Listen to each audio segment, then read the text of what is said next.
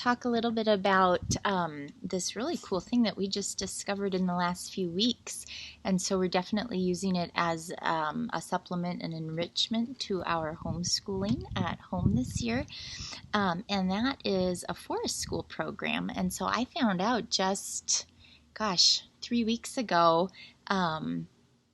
about this brand new forest school homeschool co-op enrichment program that's happening here in our community, and it just sounded so interesting and right up our alley. So I immediately jumped on it and we enrolled, and just the other day it started. We had our orientation and got our first month, picked up our box of supplies and all of that, and it's just amazing. I've been going over this stuff the last couple of days over the weekend and am so impressed with this whole idea of a forest school.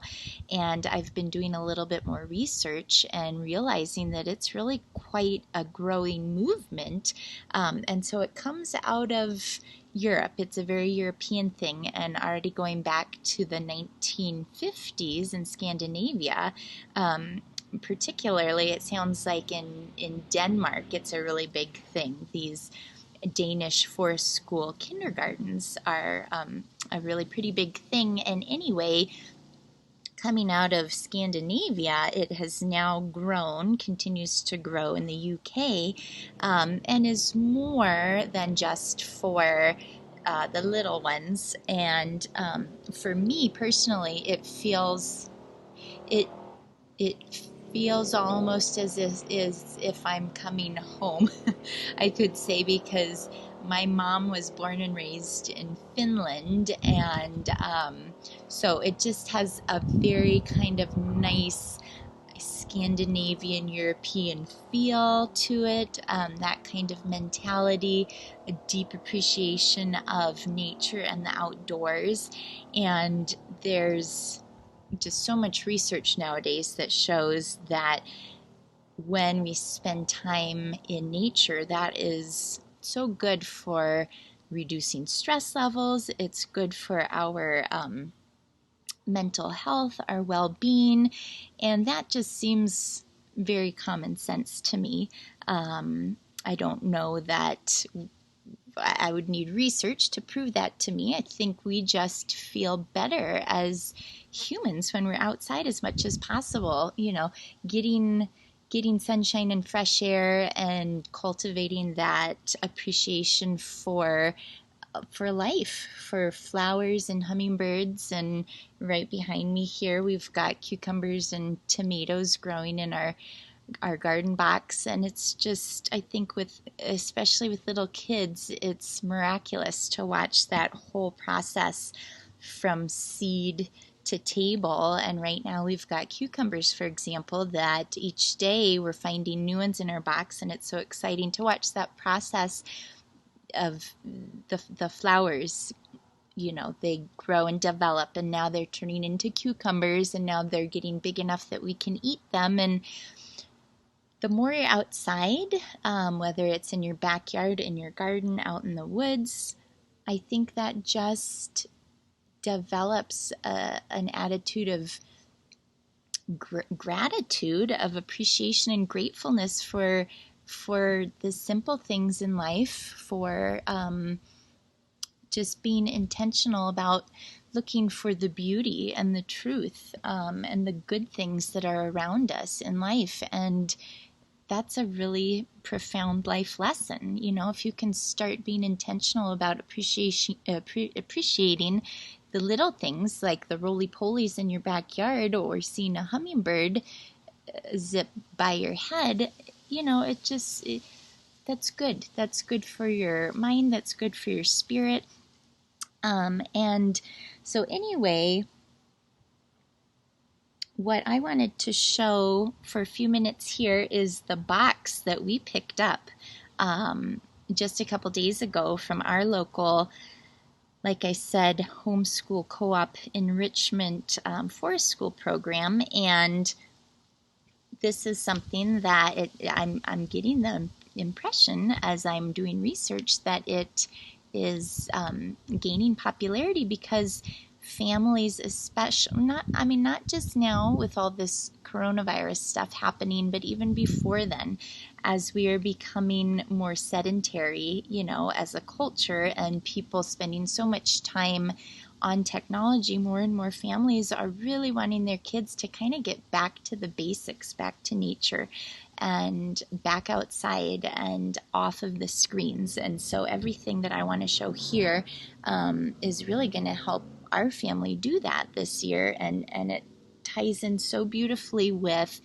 science and art and literature, and it's just amazing. So anyway, we picked up this big box for 3 kids, and it came with all kinds of supplies. And let me just show some of these books. Even if you're not doing a forest school program or enrichment program this year, these are wonderful options for any family to be looking through. So we have some beautiful books. Now this is just for September, a lot of this stuff. A Seed is Sleepy. The Boy Who Drew Birds, that's about Audubon. How to Make an Apple Pie. From Seed to Plant by Gail Gibbons. You might be familiar with her. She writes lots of these kind of factual children's illustrated books.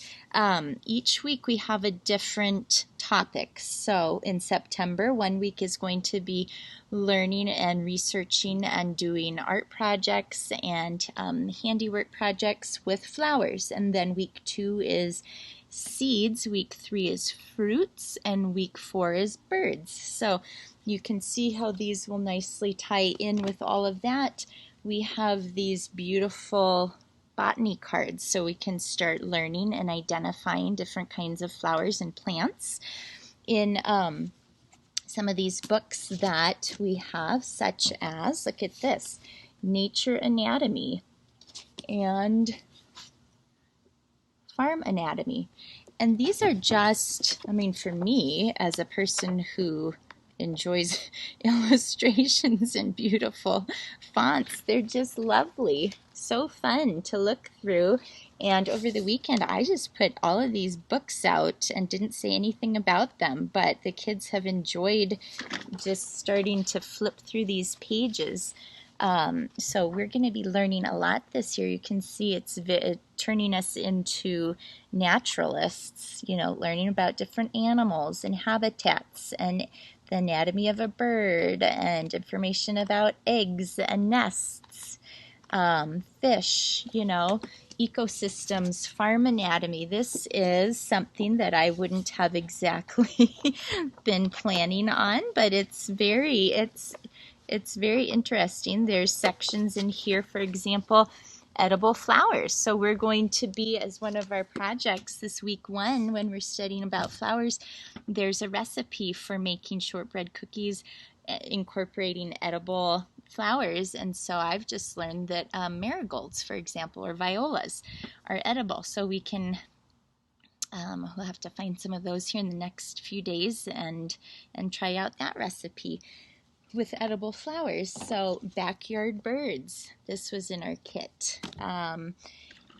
Each of the children got a little bird feeder that we will be assembling, and a nice bag of bird seed. Another project 1 week is to create or make our own flower presses. So they provided the materials for making flower presses. Now each week they incorporate an art lesson, classical art lesson, and so all of these materials are provided. These are nice posters of the pieces that we will be studying. The Sower, that's a famous one. Here's a Henri Matisse bird painting, so we will be learning about those artists and doing some art projects along those lines. Here's some forest school activity cards. Okay, these come out of, like I said, forest school really seems to be a movement that is especially growing and developing in the UK. So these, I noticed, are coming out of a forest school in around London. So these are going to be interesting. Learning how to do some things that we probably would not have been doing otherwise this year, but we are up for learning new things.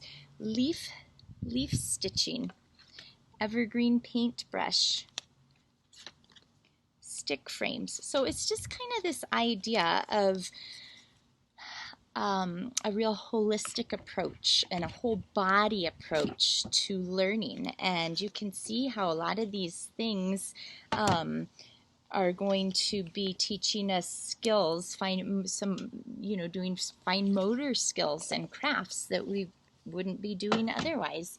Here, this is really cool. They put in our box triangular colored eco pencils, because we will be getting into the habit of regularly going outside and doing nature journaling and sketching. So they provided us with these wonderful watercolor sketchbooks and these special triangular colored pencils for that.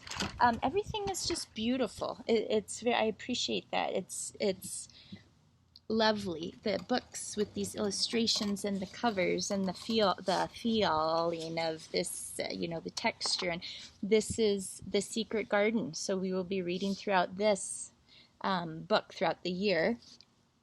That's more of for my 5th grader, but my 1st and 3rd grader will enjoy that too, of course. And then look at this. My goodness, I'm not familiar with the Brambly Hedge complete collection, but this is apparently an anniversary edition of this Brambly Hedge series of stories, and it's very seasonal. It looks like it's, there's a spring story, summer story, and so Forest School is all about being aware of the seasons and the changing of the seasons and what's unique to each season, and just developing again that appreciation for the outdoors and for nature and the natural world. Okay, so and beautiful illustrations. Look at this. This is just, and this is right up my girls' alley when it comes to their imagination, and they will get great ideas, no doubt, from these stories of this cute family of mice and how they go about doing their activities. I can see my girls starting to add this into their play. So let's see, what else did I want to show? And each child received this kit with some watercolor paints for plein air painting, a little magnifying glass container we've already used it over the weekend. We caught a little spider in the house and we were looking at that. So anyway, we're just really excited. Tomorrow we're going to start with week 1. Our topic for this coming week, like I said, is flowers, and we are just so excited to go through these lessons. And the idea is to get families out as much as possible into the woods, into nature. And so, it's the idea of taking the stories and maybe going for a hike and finding a nice place to have a picnic and to do your lesson outside. And while you're out there sketching, one of the assignments I noticed for this week is to either find a lupin or a dandelion and sketch it, and also press it in these flower presses we're going to make. But anyway, it just seems to me so logical that we live in a beautiful world, and we obviously have a creator who has an appreciation for beauty. I mean, you can tell that just from the roses and the sunflowers and the ivy and the maple tree and everything that I'm just looking around and seeing. I mean, we live in a beautiful world, and so something like this Forest School program gets us out there even more. And we do this kind of stuff as a family. It's who we are, but this will be a very intentional way of getting out there with the lessons, and that was the other thing I wanted to show. We've been provided with these beautiful lessons for each week from our local forest school program, and so what I'm trying to say is it makes us intentional about getting out into creation and learning about the specifics and having our eyes open for all of those details that are so easy to miss.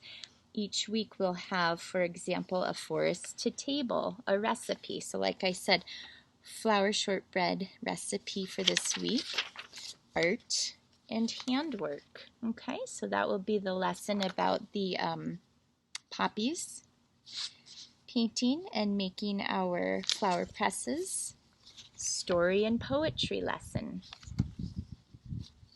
And so with that, I love this. It incorporates an Emily Dickinson poem, "We should not mind so small a flower." So bringing in that poetry each week, which is something that I probably would not be great at doing on my own, but we will certainly follow along and do these lessons and learn all kinds of stuff from it. Okay, and that was the other one I was looking for. Nature and science. So that one's looking more at the anatomy of a flower and learning about, you know, the petal and the pollen and stamen and the pistil and all of that. So anyway, we're super excited about this forest school program, super excited to learn more about it each week. But I just wanted to share that briefly because we were very impressed with this box we picked up the other day, and I'm also going to put in the article that I post, I'll put some links to a few other videos that I have watched here in the last day or so that are teaching me about forest school programs and that whole movement, in case you might be interested in learning as well.